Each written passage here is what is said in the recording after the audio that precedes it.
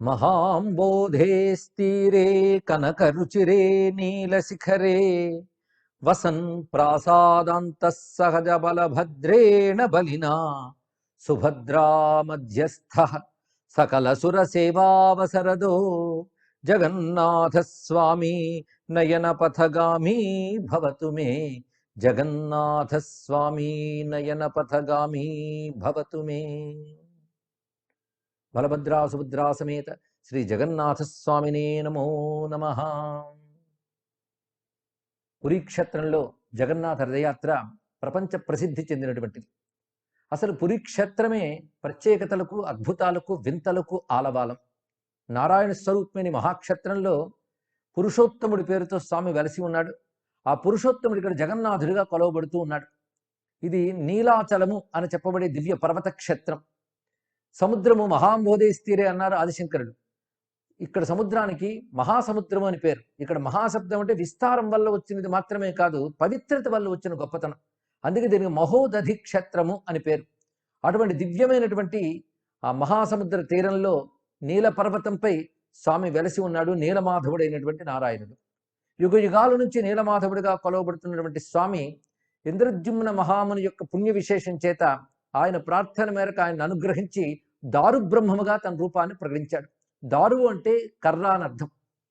ఒక దివ్యమైనటువంటి వేప వృక్ష రూపంలో స్వామి ఇక్కడ వ్యక్తమై దాన్ని 4 భాగాలుగా చేసి శిల్పం చెక్కమని ఆజ్ఞాపించగా ఆ ఆజ్ఞను అందుకున్న బ్రహ్మదేవుడు విశ్వకర్మ చేత స్వామి మూర్తులను మలిచాడు. ఆదిగా ఇది ఒకే దారువు నుంచి మలచబడిన 4 మూర్తులు. అంటే ఒకే విష్ణువు 4 స్వరూపాలతో ఇక్కడ ఉన్నాడని తెలుసుకోవాల్సింది. అసలు జగన్నాథ అనేటువంటి మాటలోనే 4 ఉన్నారని శాస్త్రం చెప్తున్నది. జకారస్తు జగన్నాథ బలభద్రో గకారక నకారో సుభద్ర రూపాచ థకారూపి సుదర్శన అని. జగన్నాథుడు, బలభద్రుడు, సుభద్ర, సుదర్శన దేవుడు మొత్తం 4 ఒకే దారువు నుంచి ఏర్పడినవి. జకారం జగన్నాథుని తెలియజేస్తుంది, గకారం బలభద్రుని, నకారం సుభద్రను, థకారం సుదర్శన్ని తెలియజేస్తుంది అంటారు. కానీ జగన్నాథ అనే మాట 4కి వర్తిస్తుంది, లేదా 4 రూపాలతో ఒకే నారాయణ బ్రహ్మంకు వర్తిస్తుంది. ఇందులో పూర్ణస్వరూపుడైనటువంటి వాసుదేవుడే జగన్నాథుడిగా పిలువబడుతూ నల్లని వదనంతో చక్రనైలాలతో ప్రకాశిస్తూ ఉంటాడు. ఆయన అంశరూపమైన సంకర్షణుడు మహాబలస్వరూపుడు. ఆ బలస్వరూపమే బలభద్రునిగా భాషిస్తుంది. ఇక సుభద్రాదేవి వైష్ణవి మాయాశక్తి. ఆ శక్తి స్వరూపం విష్ణు సహోదరి అయినటువంటిది. అందుకే సహోదరిని సుభద్రాదేవితో తన అంశరూపమైనటువంటి బలభద్రునితో అనగా సంకర్షణునితో నారాయణ స్వరూపుడైన వాసుదేవుడు శ్రీకృష్ణ పరమాత్మ ఇక్కడ ప్రకాశిస్తున్నాడు. ఇక జ్ఞానస్వరూపము సకల విధములైన అవాంతరాల్ని, అవిద్యల్ని, అసురు శక్తుల్ని దునుమాడే సుదర్శన దేవుడు నారాయణ యొక్క లీలా విభూతి. ఆయన కూడా ఇక్కడ ఒక స్తంభాకారంలో మలచినటువంటి ఒక శిల్పంపై చక్ర రూపంలో దర్శనమిస్తూ ఉంటాడు. ఈ 4ంటిని దివ్యమైనటువంటి క్షేత్రంలో రత్నవేది అనబడేటువంటి వేదికపై భవ్యమైన మందిరంలో ఆరాధన చేస్తూ ఉంటారు. రథయాత్ర ఆషాఢ శుద్ధ విధి నాడు ప్రారంభమవుతుంది. ఆ రోజున విగ్రహాలు ఎక్కడ మలచబడ్డాయో ఆ చోటికి స్వామి బయలుదేరతాడు. అంటే ఇంద్రద్యుమ్నుడు యజ్ఞం చేసి అక్కడ విశ్వకర్మ చేత దివ్యమైన శిల్పాలు నిర్మింపబడిన చోటు ఏదైతుందో దానికి గుండిచా మందిరము అని పేరు. ఆ గుండిచా మందిరానికి చేసే యాత్ర పేరు రథయాత్ర. సర్వజనులను అనుగ్రహించడానికి మూల విరాట్టులే కదిలి వచ్చి రథంపై కదులుతారు. అది విశేషమైన అంశం. ఏ క్షేత్రంలోనిది ఇక్కడ మూల విరాట్టులే కదిలి వస్తారు. ఆ మూల విరాట్టులు దారు బ్రహ్మం. మరొక ప్రత్యేకత ఏంటంటే 12 ఏళ్లకు ఒకసారి అధిక మాసం వచ్చినప్పుడు ప్రత్యేకంగా ఈ దారువులు మార్చుతారు. దానికో పెద్ద ప్రణాళిక ఉంటుంది, పద్ధతి ఉంటుంది, సంప్రదాయం ఉంటుంది. అందుకే అద్భుతాల క్షేత్రం అనుకున్నాం. ఏవైతే ఈ దారువులుగా మలచడానికి యోగ్యమైన వృక్షాలు ఉంటాయో ఆ వృక్షాల విషయం ఒకానొక దేవత కొందరు దీక్షితులైన వారికి సూచిస్తుంది. ఆ సూచనను అందుకుని వారందరూ కూడా మేళతాళాల తమిళ వృక్షాల వద్దకు వెళితే ఆ వృక్షాలపై వివిధమైన చిహ్నాలు కనబడతాయి. ఆ చిహ్నాలు బట్టి ఆ వృక్షాలని గుర్తించి ఏ వృక్షంతో జగన్నాథుని, ఏ వృక్షంతో బలభద్రుని, ఏ వృక్షంతో సుభద్రని మలచాలి అనేది తెలుసుకుని తత్ప్రకారంగా ఆ ప్రతిమల్ని మలుచుతారు. అప్పుడు పాత ప్రతిమల్లో ప్రతిష్ఠ చేసినటువంటి దివ్య శక్తిని తిరిగి వీటిలోకి బదలాయించి ఆ పాత ప్రతిమలని తిరిగి వాటిని పూడ్చే పద్ధతి ఒకటి ఉంటుంది. ఇది నవకళేబరోత్సవము అంటూ 12 సంవత్సరాలకోసారి జరుగుతూ ఉంటుంది అధిక మాసం వచ్చినప్పుడు. అదొక ప్రత్యేకత. రథయాత్ర మాత్రం ప్రతి ఏడాది చేస్తూ ఉంటారు. రథస్థం వామనం దృష్ట్వా పునర్జన్మ నవిద్యతే అని శాస్త్రం చెప్తున్నది. రథంపై ఉన్నటువంటి విష్ణువుని చూస్తే మరి పునర్జన్మ ఉండదు అని.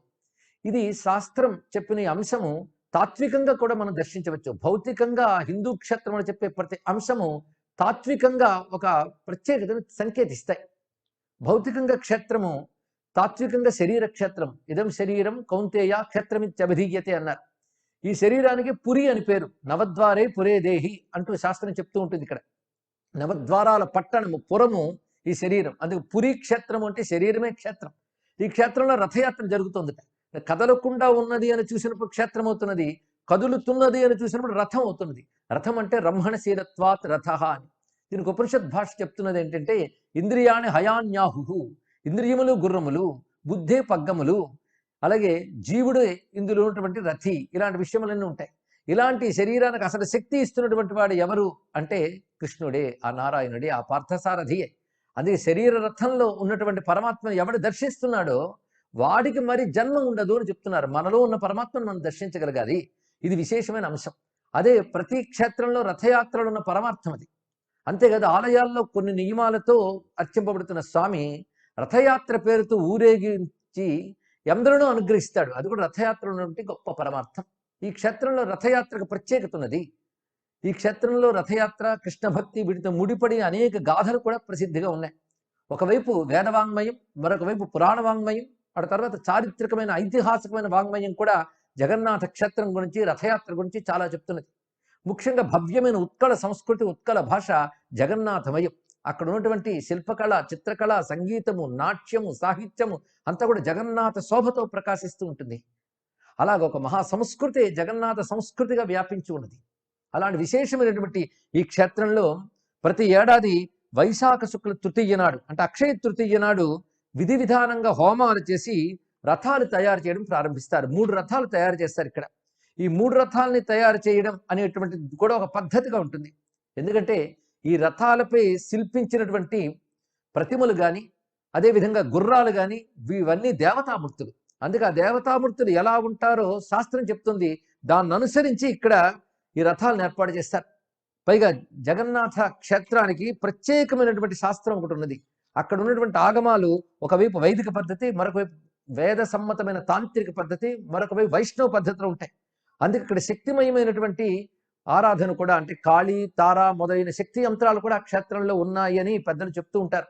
అందుకే అక్కడ ఆగమం వేరు, అక్కడ పద్ధతి వేరు, వాటి ప్రకారం అక్కడ జరుగుతూ ఉంటుంది. ఆ ఆలయంలో విశేషించి భవ్యమైనటువంటి నీలచక్రము అనే పేరుతో విశేషమైనటువంటి అష్టధాతు నిర్మితమైన స్థలం కూడా ఉన్నది. అంత భవ్యమైన దేవాలయ శిఖరంపై ప్రకాశిస్తూ ఉంటుంది ఆ చక్రం. దానికో ప్రత్యేకత ఉన్నది. ఆలయ నిర్మాణం ఒక ప్రత్యేకం, రథం మరొక ప్రత్యేకం. ఈ రథం చేయడం అయిన తర్వాత ఆయా దేవతలను అక్కడ ఆవాహన చేస్తారు. అందుకే అనేక దేవతాశక్తులతో కూడుకున్నవి ఈ 3 భవ్య రథాలు అని తెలుసుకోవాలి. ఇప్పుడు రథయాత్ర గురించి ప్రత్యేకంగా చెప్తున్నాం గనక ప్రస్తావించడమే కానీ క్షేత్రంలో చెప్పుకోవడానికి ఎన్నెన్నో విశేషాలు ఉన్నాయి. ప్రస్తుతం రథయాత్రలో జగన్నాథుని రథం పేరు నందిఘోష. ఇది 16 చక్రాలతో ఉంటుంది. రథం పైన పసుపు, ఎరుపు రంగులతో ఉన్న వస్త్రాన్ని గోపురంలో అమర్చుతారు. అలాగే దానిపై ఉన్న ధ్వజంపై శక్తులు హనుమంతుడు, చంద్రుడు, శంఖము ఉంటాయి. ఇక శంఖ, వలాహక, శ్వేత, హరిదస్వ అనబడే 4 తెల్లని గుర్రాలు అమర్చబడి ఉంటాయి. ఈ రథానికి పాలకుడు గరుత్మంతుడు, సారథి దారుకుడు. దారుకుడు నారాయణ కృష్ణావతారంలో వైకుంఠం నుంచి వచ్చినటువంటి సారథి. ఆ సారథి తెచ్చిన దివ్య రథంపైనే కృష్ణావతారంలో స్వామి వివిధమైన లీలలు నిర్వహించాడు. అదేవిధంగా రథాన్ని లాగే త్రాడులో ఒక దివ్య సర్పశక్తిని ఆవహింపజేస్తారు. ఆ సర్పం పేరు శంఖచూడు అని. అలాగే రథం చుట్టూ 9 మంది పార్శ్వమూర్తులు ఉంటారు. వీళ్ళని పార్శ్వ దేవతలు అంటారు. ఇవి దారుమూర్తులుగానే దర్శనమిస్తాయి. వారి పేర్లు వరాహస్వామి, గోవర్ధనుడు, కృష్ణుడు, నరసింహుడు, రాముడు, నారాయణుడు, త్రివిక్రముడు, హనుమంతుడు, రుద్రుడు. వీరు పార్శ్వ దేవతలుగా ఉంటారు. ఇక బలభద్రుని రథం దగ్గరికి వచ్చేటప్పటికల్లా దాని పేరు తాళధ్వజ. ఇది 14 చక్రాలతో కూడి ఉంటుంది. రథం పైన ఆకుపచ్చ, ఎరుపు రంగులతో ఉన్న వస్త్రాన్ని గోపురంలాగా అమర్చుతారు. తాటి చెట్టు గుర్తుగా ఉన్న ధ్వజం ఇది. ఈ ధ్వజం పేరు ఉన్మని. ఇక విశేషించి 4 నల్లని గుర్రాలు ఉంటాయి ఇక్కడ. వీటి పేర్లు తీవ్ర, ఘోర, దీర్ఘశ్రమ, స్వరార్ణవ అనబడేటువంటి 4 నల్లని గుర్రాలు అమర్చబడి ఉంటాయి. ఈ రథానికి పాలకుడు వసుదేవుడు, సారథి మాతలి. ఈ రథాన్ని లాగే తాడుపై వాసుకి అనబడే దివ్య సర్పశక్తిని ఆవహింపజేస్తారు. రథం చుట్టూ ఈ పార్శ్వ దేవతలు కొందరు దర్శనమిస్తారు. వారి పేర్లు గణేశ, కార్తికేయ, సర్వమంగళ, ప్రళంబారి, హలాయుధ, మృత్యుంజయ, నతాంబర, ముక్తేశ్వర, శేషదేవ అని. అదేవిధంగా అమ్మ సుభద్రాదేవి రథానికి దేవదలన, దర్పదళ అని 2 పేర్లు ఉన్నాయి దీనికి. ఇది 12 చక్రాలు ఉన్నటువంటి దివ్యరథం. రథం పైన నలుపు ఎరుపు రంగులతో ఉన్న వస్త్రాన్ని గోపురంగా అమర్చుతారు. ధ్వజం పేరు నాదాంబిక. రోచిక, మోచిక, జిత, అపరాజిత అనబడే 4 ఎర్ర రంగు గుర్రాలు దీనికి అమర్చబడి ఉంటాయి.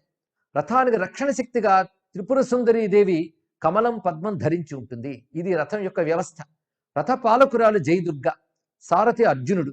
రథాన్ని లాగే తాడుపై స్వర్ణచూరుడైన దివ్య సర్పశక్తిని ఆవహింపజేస్తారు. రథం చుట్టూ 9 మంది పార్శ్వదేవతలు దారుమూర్తులుగా దర్శనమిస్తారు.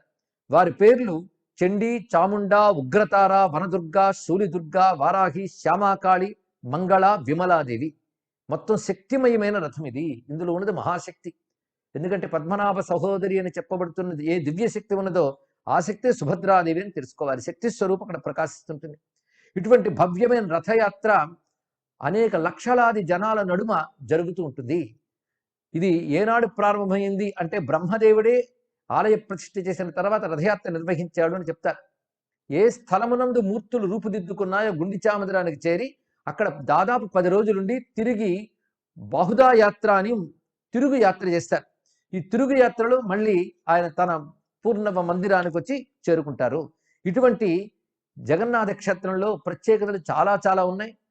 ప్రధానంగా అన్నప్రసాదం. ఇక్కడ అన్నం విషయానికి వచ్చినప్పటికల్లా అన్నప్రసాదము ప్రతి మెతుకు గోవింద స్వరూపమే. ఈ విషయాన్ని మహానుభావుడు రామకృష్ణ పరమహంస చెప్తారు.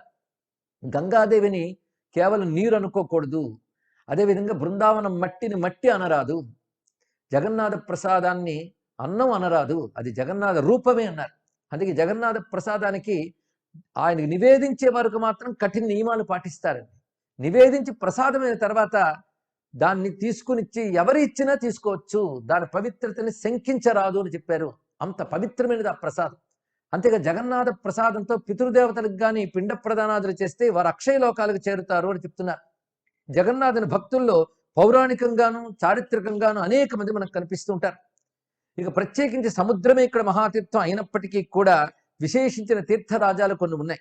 అది ఇంద్రజుమ్న తీర్థము, శ్వేతగంగా తీర్థము, రోహిణీ కుండము, మార్కండేయ తీర్థము మొదలైనవి. అలాగే సర్వం శ్రీ జగన్నాథం అని ఒక మాట ఉన్నది. అంటే జగన్నాథ స్మరణతోనే అన్ని పవిత్రమవుతాయి. అంతేకాదు సర్వం అనే భావన జగన్నాథుని మధ్య కనబడుతుంది. అనేకత్వ భావన పోయి ఏకత్వ భావన, అదే బ్రహ్మ భావన. అది సిద్ధించే క్షేత్రమే పురుషోత్తమ క్షేత్రం. దానికే పురి అని పేరు. అటువంటి జగన్నాథ క్షేత్రంలో సర్వం శ్రీ జగన్నాథం అని చెప్పినప్పుడు ఇక్కడ శివకేశవ శక్తి భేదములు లేనటువంటి దివ్య ధామం ఇది. అందుకే జగన్నాథ క్షేత్రంలోనే లోకనాథుడు అనే పేరుతో శివుడు కూడా ఉంటాడు. ఆ ఆలయ ప్రాంగణంలోనే మనకు కనిపిస్తాడు. అసలు పురి మొదలైన క్షేత్రాల యందు విష్ణుభక్తి విరాజిల్లుతున్నప్పటికీ శివకేశవుల మధ్య భేదం గోచరించదు. అదొక ప్రత్యేకమైనటువంటి అంశం. ఈ జగన్నాథ స్వామి యొక్క వాంగ్మయం అనేక పురాణాల్లో మనకు కనబడుతుంది. ప్రధానంగా స్కంద పురాణంలో జగన్నాథుని యొక్క వైభవం విశేషించి పురుషోత్తమ ఖండము అని పేరుతో కనబడుతుంది. పురుషోత్తముడు అంటేనే ప్రకృతికి జీవునికి కూడా అతీతమైనటువంటి భగవానుడు అని అర్థం. ఈ పురి క్షేత్రం గురించి చెప్తూ సర్వం రహస్యం పురుషోత్తమస్య దేవాహ నజానంతు కుతో మనుష్య. పురుషోత్తమ క్షేత్రంలో అన్ని రహస్యాలే. దేవతలకి తెలియవు, మానవులకి ఎలా తెలుస్తాయి అని ఒక పురాణ వచనం మనకు కనబడుతున్నది. అలాంటి రహస్యమైనటువంటి ఈ క్షేత్రంలో దివ్యమైన మంత్రశక్తులు ఎన్నెన్నో నిక్షిప్తం చేసి ఉంటాయి కనుకనే ఈ క్షేత్రానికి అంత మహిమ ఏర్పడింది. అందులో శక్తి విశేషాలు చాలా ఉంటాయి. గోపాలార్చన, నృసింహార్చన మొదలైనవి కూడా జరుగుతుంటాయి. ఇక ప్రత్యేకించి సుభద్రాదేవి భువనేశ్వరి యంత్రంపై ఉంటుంది అని శాస్త్రం క్షేత్ర జ్ఞానం తెలిసిన వాళ్ళని అంటూ ఉంటారు. అలాగే జగన్నాథుడు కూడా కాళీ యంత్రంపై ఉంటాడట. అంటే జగన్నాథుడు ఎంత విష్ణు స్వరూపం, అంత కాళీ స్వరూపమే. ఆ మాటకు వస్తే తత్వత కృష్ణ కాళీ తత్వం రెండు ఒకటే. అలా బలభద్రుడు తారాయంత్రంపై ఉంటాడు అని చెప్తారు. ఈ విధంగా తారా, భువనేశ్వరి, కాళీ అనే 3 శక్తులే జగన్నాథ, బలభద్ర, సుభద్రలుగా కనబడుతున్నాయని ఒక భావం కూడా కనబడుతున్నది. అందుకే శక్తి ప్రధాన క్షేత్రంగా కొందరు భావిస్తారు. ఇక్కడ చేసేటువంటి దేవతాన్యాసాలు కానీ, మంత్రములు కానీ, పీఠన్యాస, మంత్రన్యాస, మూర్తిన్యాసములు కానీ చాలా విశేషంగా ఉంటాయి. అలాగే జగన్నాథునికి గోపాలార్చన పూజా పద్ధతిని అనుసరించి చేస్తారు. బలభద్రునికి వాసుదేవ పూజా పద్ధతిని అనుసరించి చేస్తారు. సుభద్రాదేవికి భువనేశ్వరి పూజా పద్ధతులతో పూజలు జరుగుతాయి. సుదర్శనుడికి నారసింహ సుదర్శన మంత్రాలతో పూజిస్తారు అంటూ ఈ క్షేత్ర విశేషాలను తెలియజేసే కొన్ని ఆగమ గ్రంథాలు తెలియజేస్తున్నాయి. జగన్నాథుడు అనేక విధమైన వృత్తాంతాలతో కలబోసి ఉంటుంది. ముఖ్యంగా స్వామి యొక్క విగ్రహం అసంపూర్ణంగా ఉన్నట్టు చాలా మంది భావిస్తారు. కానీ ఇది ఒక ప్రత్యేక కళ. ఇది అసంపూర్ణం కాదు, సంపూర్ణమైన కళే. స్వామి యొక్క 2 చేతులు కూడా చాచినట్లుంటాయి పరిశీలిస్తే. అంటే భక్తులను ఆహ్వానిస్తున్నట్టే గోచరిస్తుంటాయి. ఇది ఒక ప్రత్యేక శిల్పం. ఇందులో వదనం ప్రధానంగా గోచరిస్తుంటుంది. అంటే వదనం భావ ప్రకటనకు స్థానం. అదే జ్ఞానేంద్రియ స్థానమే వదనం గనక ఆ జ్ఞానేంద్రియ స్వరూపంతో ఇక్కడ 3 వదనాలు స్పష్టంగా కనబడుతుంటాయి. సాధారణంగా పూర్తి విగ్రహాలు ఉన్న చోట్ల వదనం ఒక చిన్న భాగంగానే కనబడుతుంది కానీ ఈ క్షేత్రంలో వదనములు పూర్ణముగా గోచరిస్తే గమనించితే అంటే కరుణాకటాక్ష వీక్షణాలను అలా ప్రసరిస్తూ ఉంటాడు ఆ స్వామి. పైగా చక్రనయనుడు అని అక్కడ ప్రేమగా పిలుచుకుంటారు ఉత్కళులు. చక్రనయన అంట అంటే స్వామి కళ్ళు గుండ్రంగా ఉంటాయండి. ఈ గుండ్రంగా ఉండడానికి సంకేతం ఏమిటి అంటే అవి అనంత దృష్టికి సంకేతం. వృత్తం ఎప్పుడూ అనంతత్వానికి సంకేతం గనక అలాంటి అనంత దృష్టి కలిగిన వాడు అని చెప్పడానికి స్వామి సర్వ జగత్తుని అణువు మొదలు బ్రహ్మాండం వరకు సర్వ జగత్తుని సర్వకాలాలలోనూ దర్శిస్తూ ఉంటాడు. త్రిలోకాలని త్రికాలాలని దాటినటువంటి వీక్షణమైనది. అలాంటి సర్వసాక్షి అయినటువంటి కరుణాస్వరూపుడైన నారాయణ కటాక్షములు ఆ కన్నుల ద్వారా ప్రకటింపబడుతూ ఉంటాయి. ఇక మందహాసవదనంతో ప్రకాశిస్తుంటాడు. నీలకాంతులతో ఆయన సహజ సిద్ధంగా కృష్ణ శరీరుడు కనుక నీలకాంతులతో భాషిస్తుంటాడు. అలాగే తెల్లని కాంతులతో ఉంటాడు బలభద్రుడు అని శ్వేత శరీరంతో భాషిస్తాడు. ఇక సుభద్రాదేవి పసుపు రంగు కాంతితో ప్రకాశిస్తూ ఉంటుంది. ఈ స్వామికి కంటికి రెప్పలు ఉండవుట, అదొక ప్రత్యేకత. కంటికి రెప్ప ఉంటే ఆ రెప్పపాటు కాలం అనే ఎడబాటు ఉంటుంది. అంటే కంటికి రెప్ప కూడా వేయకుండా ప్రపంచాన్ని గమనించుకుంటాడు అని చెప్పడం విశేషం. ఎందుకంటే అనిమిష శక్తి అది, రెప్పపడే కన్ను కాదండి. మత్స్యావతారానికి రెప్ప ఉండదుట, ఆ తత్వం ఇక్కడ చూపిస్తున్నాడు ఆయన. అదే రెప్ప వేయని కంటితో ప్రపంచాన్ని గమనించుకుంటాడు. ఆయన రెప్ప వేస్తే జగత్తుకు ప్రళయమే. అలాంటి భవ్యమైన మూర్తి అది. ఈ రథయాత్రలోనే కాకుండా ఇక్కడ జరిగే అనేక విశేషాలు ఉత్సవాలు చాలా చాలా మనకు కనబడుతుంటాయి. ఏమైనప్పటికీ ఈ క్షేత్రంలో ఎటువంటి తపస్సు చేసినా ఎటువంటి సాధన చేసినా కూడా అది కోట్ల గుణితమైన ఫలితాన్ని ఇస్తుంది అని శాస్త్రం చెప్తున్నది. అలాగే చారుధాముల్లో ఒకటిగా, సప్త మోక్ష పట్టణాల్లో ఒకటిగా కూడా దీన్ని కీర్తిస్తారు. ఈ క్షేత్రంలో మరొక ప్రత్యేకత ఏంటంటే రథయాత్ర నాడు ఒక బంగారు పిడిగల చీపురుతో సంప్రదాయబద్ధంగా వస్తున్నటువంటి గజపతి రాజు వచ్చి ఊడ్చుతాడండి. ఈ చెప్పడంలో ఉద్దేశం ఏంటంటే ఎంత పాలకులైనప్పటికీ కూడా లోకపాలకుల ముందు దాసులే అని చెప్పడం. అందుకే రాజగతమైన అహంకారం కూడా ఈశ్వరార్పణం కావాలి, అది ఇందులో సంకేతం. అంతేకాదు భగవత్ కైంకర్యం వల్లనే పాలకులు వాళ్ళ ఉనికి కూడా ఉంటుంది అని చెప్తున్నారు. ఆ తర్వాత ఆదిశంకర భగవత్పాదుల వారు ఇక్కడ స్వామిని దర్శించి భవ్యమైన స్తోత్రములు చేసినట్లుగా చరిత్ర చెప్తున్నది. అంతేకాదు వారు పెట్టిన 4 పీఠాల్లో ప్రధాన పీఠం ఇక్కడ ఉన్నది, గోవర్ధన పీఠము అని చెప్పబడుతున్నది. ఆ గోవర్ధన పీఠ శంకరాచార్యుల వారు ప్రథమంగా వేయించేసి రథంపై ఉన్నటువంటి మూర్తులను కొలుచుకున్న తర్వాత భక్తుల సంకీర్తనలు, శంఖధ్వనులు, మేళతాళాలు అంగరంగ వైభవంగా సాగుతుంది రథయాత్ర. ఈ జగన్నాథ క్షేత్రంతో భాగవతోత్తముల కథలు ఎన్నెన్నో ముడిపడి ఉన్నాయి. విశేషించి కృష్ణ భక్తి సంప్రదాయానికి ఆచార్యుడైనటువంటి కృష్ణాంశ సంభూతుడైనటువంటి శ్రీ శ్రీ శ్రీ చైతన్య మహాప్రభు ఈ క్షేత్రాన్ని ఆశ్రయించుకుని ఈ స్వామిలో లీనమయ్యాడు అని ఆధారాలతో సహా చరిత్ర చెప్తున్నది. కాయావరోహణం అనేటువంటి ఒకానొక పద్ధతిలో ఆయన ఇక్కడే జగన్నాథులను ఐక్యమయ్యాడు. అందుకే చైతన్య మహాప్రభు సంప్రదాయానికి చెందిన భక్తులు ఈ స్వామిని కొలుచుకుంటారు. అందుకే కృష్ణ భక్తి ఇక్కడ మరొక సముద్రంలో ప్రవహిస్తూ ఉంటుందండి. అంత విశేషమైనటువంటి క్షేత్రం ఇది. ఈ జగన్నాథ క్షేత్ర విశేషంలో జగన్నాథుడు అంటేనే సర్వ జగత్తుకి నాథుడు. సర్వ విశ్వము ఏ విష్ణువు శక్తితో నడుస్తున్నదో ఆ విష్ణువు ఇక్కడ వెలసి ఉన్నాడు. అంతేకాదు ఇది ప్రళయజిత్ క్షేత్రము అని కూడా చెప్పబడుతుంది. ప్రళయ కాలాల్లో కూడా నశించని క్షేత్రము. ఇక్కడున్న వటవృక్షము కూడా అటువంటిదే అని చెప్పబడుతూ ఆ భవ్యమైన వటవృక్షానికి సంబంధించిన కథలు కూడా పురాణాల్లో కనబడతాయి. ప్రళయ కాలంలో ఈ వటవృక్షం నశించేది, క్షేత్రం నశించదుట. ఈ వటవృక్షం ఆకు మీదే వటపత్ర సాయిని విష్ణువు సాక్షాత్కరించాడు కృష్ణమూర్తిగా అని కొన్ని పురాణములు వర్ణిస్తున్నాయి. అంటే ఈ క్షేత్రం యొక్క శాశ్వతత్వాన్ని తెలియజేస్తూ ఉన్న అంశం ఇది. అంతేకాదు కలి ప్రవేశించిన తర్వాత అనేక క్షేత్రాల్లో దివ్యమైన శక్తి ఏదైతుందో అది లుప్తమవుతుంది కలిదోషాల వల్ల. అంతేకాదు కొన్ని అంతర్లీనమైపోతాయి, గోచరించవు కూడా. కానీ 3 క్షేత్రాల్లో మాత్రం ఎల్లవేళలా దివ్యశక్తి ఉంటుంది. ఎంత కలి లక్షణాలు కనబడుతున్నా కలి ప్రభావం ఉండదు అని చెప్తున్నారు. అందులో ఒకటి కాశీక్షేత్రము, రెండవది బృందావనము వనము, మూడవది పురిక్షేత్రం అని చెప్పారు. ఈ పురిక్షేత్ర వైభవం పురుషోత్తమ క్షేత్రంలో మాత్రమే కాకుండా అనేక రకాల పురాణ వాంగ్మయాల్లో కనబడుతుంది. అంటే స్కాందంలో చెప్పిన పురుషోత్తమ ఖండంలో మాత్రమే కాకుండా అనేక గ్రంథాల్లో దీని గురించి వివరణ కనబడుతున్నది. ఇందులో ఒక్కొక్క తీర్థానికి ఒక్కొక్క ప్రత్యేకత ఉన్నది. ఇంద్రజుమ్న తీర్థము ఇంద్రజుమ్నుడనే రాజు పేరు మీదనే చెప్పబడింది. అలాగే నారదాదులు ఈ క్షేత్రాన్ని ఆశ్రయించి కొలుచుకుంటారు అని చెప్తారు. ఇక్కడ విశేషించి గోపురంపై ఉన్న నీల చక్రం, దానికున్న గొప్పతనం చాలా విశేషమైనటువంటిది. అది విస్తారమైన బరువుతోనూ విశాలమైన వ్యాసంతోనూ కూడా ఉంటుంది. దానికో ప్రత్యేకత కూడా ఉన్నది. ఈ పురుషోత్తమ క్షేత్రం చుట్టూ ఎన్నో మహిమలు ఉన్నాయి, ఎన్నో నియమాలు కూడా చెప్పబడుతుంటాయి. అనేక దేవతలు ఆశ్రయించినటువంటి క్షేత్రం ఇది.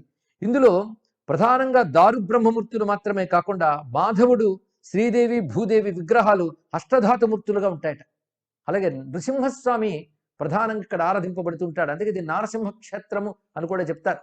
పురుషోత్తమ క్షేత్రాన్ని ఆధారం చేసుకుని వచ్చినటువంటి వాంగ్మయాల్లో కూడా ఉత్కళ భాషలో మాత్రమే కాకుండా సంస్కృతంలో కూడా చాలా విశేషమైనటువంటి స్తోత్ర వాంగ్మయం మొదలైన ఉన్నవి. అందులో సాగరస్యోత్తరే తీరే మహానద్యాస్త దక్షిణే సప్రదేశ పృథివ్యాంహి సర్వతీర్థ ఫలప్రద అనే స్కాందంలో ఒక వాక్యం కనబడుతున్నది. సముద్రానికి ఉత్తర తీరాన, మహానదికి దక్షిణ తీరాన సర్వతీర్థ ఫలాన్నిచ్చే ప్రదేశం అది అని చెప్పారు. ఇక్కడ ఇది విశేషమైన అంశం. అదేవిధంగా ఏకదారు సముత్పన్న చతుర్థ సంభవిష్యత్ అని చెప్పినట్లుగా ఒకే దారు 4 విగ్రహాలుగా అయినది అని చెప్పడంలో విశేషం ఏంటంటే ఒకే విష్ణు ఈ రూపాలతో గోచరిస్తున్నాడు అని. అలాగే స్వామిని ప్రతిష్ఠ చేసేటప్పుడు కూడాను వైశాఖస్య అమలే పక్షే అష్టమ్యాం పుష్యయోగత కృతా ప్రతిష్ఠా భూ విప్రాహ నక్షత్ర మహాత్మ్యం చెప్తున్నది.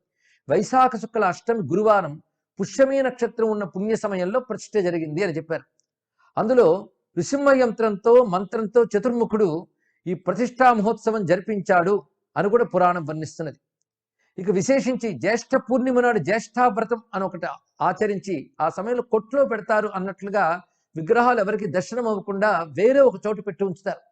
తర్వాత మళ్ళీ రథయాత్రకి ఆ విగ్రహాలను అలంకరించి సిద్ధం చేసి మళ్ళీ దర్శనానికి తీసుకొస్తారు. ఇది ప్రత్యేకమైనటువంటి మహావేది మహోత్సవంలో కనబడుతున్నటువంటి అంశం. యథారథ విహారోయం మహావేది మహోత్సవ ఎత్రాగత్య దివో దేవా స్వర్గం యాంత్యధికారిణ. ఈ రథయాత్రకు దేవతలందరూ స్వర్గం నుంచి దిగి వచ్చి ఉత్సవం తర్వాత తిరిగి వెళతారట. అప్పుడు వారు దీనికి వస్తేనే మళ్ళీ స్వర్గానికి వెళ్ళగలిగిన అర్హత కూడా సంపాదించుకుంటారు అని చెప్తారు.